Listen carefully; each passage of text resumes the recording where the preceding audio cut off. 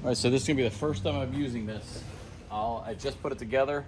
I don't know what to expect. I have it on the highest setting. I don't know why. That's what I picked. And let's just see what we get. So I guess you have to please start.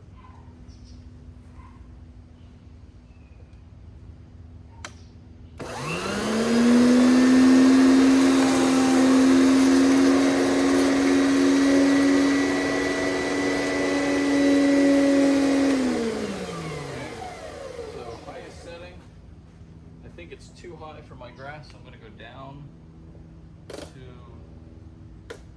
setting number 2. I don't know why.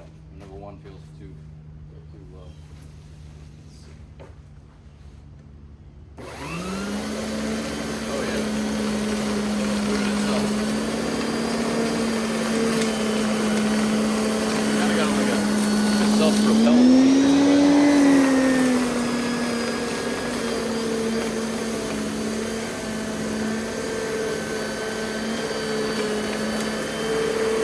Got a bunch of sticks and stuff, so it's really easy to pick up the sticks. This is awesome. This is way better than the other one. And it's